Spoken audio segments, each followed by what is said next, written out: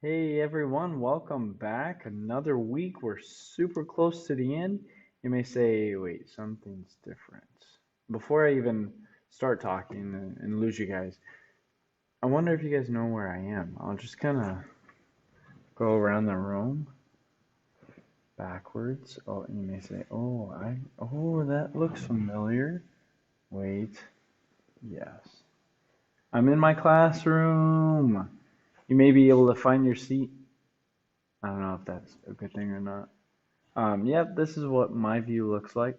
I know many of you are like, is that all he does is creep on us? Yes. Stare at you? Yes. Very creepily, as creepy as possible. Actually, no, I'm just kidding. So I'm in the classroom. I just had to get back here because it was so it was so sad. And let me tell you, this is probably the most quiet this classroom has ever been while I'm teaching. Like, it's weird. It's distracting being so quiet. I get distracted by it. But I hope that you guys are doing all right. I do miss you guys in these chairs. I can picture each and every one of you in here. Yes, I know who I'm talking to. Okay, it's the 10th graders. I can picture all of you guys in here. And it's sad not seeing you guys. I'll be honest. It really is. So I miss you guys. I hope that you guys are doing awesome, staying positive, and I hope to see you guys soon. And whenever this whole ban is lifted, I hope that you guys will be able to come back, and I hope that we'll be able to do something to be able to see you guys. If you have any suggestions, please let me know. But I know you guys are all ready to dive right in. Yes, pun intended. I'm gonna make as many puns as I possibly can, mainly because I miss the ocean, and it doesn't really make sense because I didn't know I'd miss it until it was closed, right? Like, how many times have I been in the ocean since I moved here 4 years ago? I've been, I think, 3 times to the ocean in those 4 years. And then now that I've been denied it for a month, almost a month and a half, I'm like desperate to go. It's weird. I don't know why. Maybe you're the same way. Um, but the ocean, like there's something about it that really piques my interest, mainly because we don't know a lot about it. Now, I would say I like space more than the ocean, but the fact that we know more about space than the ocean makes me curious of what's in the ocean. Like, what have we not found yet? So, we're gonna dive right in. Literally, if you want to dive into the ocean, that's fine. That's cool. Make sure it's deep enough. All right, that's the number one check. But on page 590, I'd like you to look at the pictures because I really like the pictures that it shows. I don't have it here, but the picture I do want to show is from 591 um, that shows these continental shelves. And on 590, we'll see the photic zone. So the continental shelf is on 591. I have it in my PowerPoint, so I'll show you in a little bit. Um, but this is the very first level, and I'm going to reference it on 591. So look at that. You'll notice on the left-hand side of the picture, we have the continent, and then you have the water remaining level. Interesting. But the water remains level, and then the land will slope down. This first slope is called the shelf, the continental shelf. And this is mainly where you swim, where we swim. You won't swim past the shelf, really. Although it doesn't look very far, it is several miles from the mainland continent. And then you have the abrupt drop off, which is the slope down to the continental rise. And we're going to get to the continental rise here in a little bit. But before I get too far in those physical features, this area, the continental shelf, even down to the rise, give or take, you're in the photic zone. So photic sounds like pictures, I guess. But to get a good picture, you need light.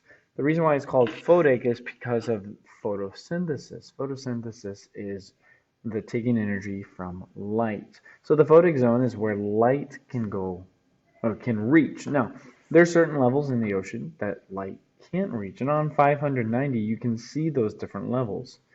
This is a picture from 591 that I want to reference. Here we have the continent, and the first thing we mentioned is the shelf. We're also going to mention the rise. So notice how it slopes all the way down very abruptly and then kind of levels off again, and then goes down to the abyss plain. Now that's very important because the three physical features that we see in or on land, we also see in water: the mountains, the plateaus, and the plains. Um, Notice we have the mountains. You also have some of the mountains that rise above the water level. These are our islands. And then we have the trenches. We're going to see the deepest trench and the deepest point in our ocean. So, most of our ocean terminology is going to be the ocean basins, and these are going to be the the main part of um, the ocean dwelling, or this is where most of the interactions that we have with the ocean are going to be in the ocean basin. Notice the mountains, plateaus, and plains are going to be just like what we have on land. But like I said, most of the fishing, most of the resources are going to be in the ocean basin. We will go much deeper, but not many people have gone down. In fact, three have. You think of all the people that have gone into space, have orbited space. We have the International Space Station, which you read about, but only three people have gone to the deepest part of the ocean. In fact, the deepest part is in the Mariana Trench. Now, the Mariana Trench, like we saw in that 591, is just this long, the deep part of the ocean. Think of like trench warfare, if you will, just this big rut in the ocean. But the deepest part of this trench is called the Challenger Deep. Notice 36,000 feet. So it is said that you could put, well, 1 mile is 5,280. So give or take, how many miles is that? Well, 5 times 7 is 35, so it's a little more than 7 miles down. That's that's insane. Anyway, so only a few have gone down this deep. In fact, the last guy to go was in 2012, and he was the only man. He was the first guy to go solo, which is pretty incredible. We've already looked at the ridges, the mountains that are within the ocean. But the seamounts, we've looked back at that picture, and these are going to develop into the ocean, or the islands, excuse me. This is where we get um, the Hawaiian Islands, for example. So, um, continuing on, we see a lot of the wildlife, like you see in this picture, living around these sea vents, and this is where the islands are going to be made. That these volcanic islands um, are going to be made from the lava being spewed out. So, um, talking about these guys, you can see them on page 592. Before we get there, you see NOAA at the bottom of 591. This is what tells us when hurricanes are coming, but they do a lot more than that. They study the waters and so on and so forth. This guy you can see drawn, excuse me, on 592. On 592, you can see him pictured in his turtle. He calls it the turtle. David Bushnell is the first guy to really kind of build a submarine. Now, the very first person we see in a submarine goes all the way back to Alexander the Great. He just got in a glass, like bottle looking thing, just to see the bottom. But Bushnell is going to be the first kind of operating submarine. It was used in wartime during the American War for Independence.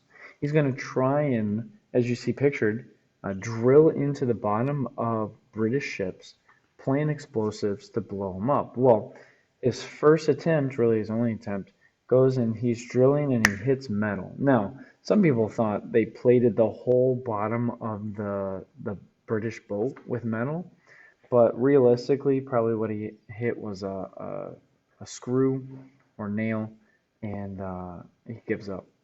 So Bushnell is kind of the pioneer of submarines, and then we get the submarine like you see on the left. Notice the turtles or not turtles. Well, it's been a long day. Dolphins. That's pretty cool to be swimming with submarine. Anyway, so we go on to the Civil War, and the Confederates make a working submarine. In fact, it was a successful submarine. It was called the Hunley, and it sunk a Union ship. But the problem was it couldn't make it back to where we began. In fact, it sunk, and later we'll discover it later, but the crewman will die. But this will be a successful submarine. Now, this leads the way to study the bottom. So now we're not going to use submarines. Yes, we use them for warfare, but now let's use them for study. So here you see one pictured. These are just the underwater vessels. Matthew Maury, the pioneer of the ocean, in fact, they call him the pathfinder of the sea, is going to lead the way in studying, using these vessels to study the ocean. And many will follow behind him. In fact, the first to go deep, because again, we talked about Bushnell, we talked about the CSS Hunley. They're going to stay in the photic zone, the very top layer of the ocean, but the first ones to go deep, which not only are you missing light, but you're having a lot of water pressure. The deeper you go, I don't know if you noticed, but even in maybe a swimming pool, the deeper you go, the more pressure is on your ears. Well, imagine being several thousand feet down. Imagine the pressure that is on you. So those ships have to be built for that. So Beebe and Barton are going to be the first to travel that far down. They're going to travel in the bathysphere, which you can see pictured on 593. Just looks like a big steel ball that they'll drop down, and that's how they're able to withcome the pressure. The most important guy, I would say, in modern technology, if you will, is the Frenchman Jacques Cousteau. He develops what we know as scuba gear, this underwater breathing device. And this allows many of us, I've done it once, to breathe underwater. It's really cool. I want to do it more. Now, the problem is, we may not think about this, but just like we study history and we see many countries fighting over land, countries also fight over water as well. In fact, on page 594, you see more of the men, I'm sorry. On 596, you can see these lines drawn around Norway, Denmark, Netherlands, and the United Kingdom, or England. And this all recognizes who owns what water. Why is water so important? The natural resources, the food, the fish that are in there. So there's many reasons why these countries want this water.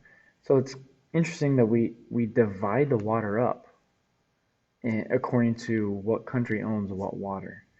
Now there are waters known as international waters that any country can go through. But we do fight over water and not just land. But one treaty that helps stop this fighting is the Sea Treaty, also known as the EEZ, the Exclusive Economic Zone, that allows this group ownership of it. Now, the next section, 597, I'm going to go through quickly, it may cut me off, is the skies. Now, this is what I enjoy studying more. We know more about it, but I just love looking up into the sky. And I would love to be an astronaut one day. I don't think I'm smart enough. But anyway, we can still study what's around us. Now, the lowest part, what we're breathing in, is the troposphere. Now, what I want to mention about the troposphere is how much percent of each element is in the troposphere. 78% nitrogen, 21% oxygen, and 1% other gases.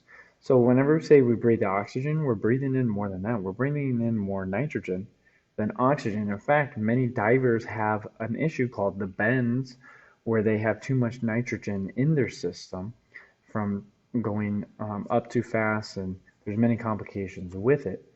So we have the troposphere 1. We also see the mesosphere, which is the next one up. And then the last one is the thermosphere. I know I went through it fairly quickly, but my time is about done. And We'll see you next time.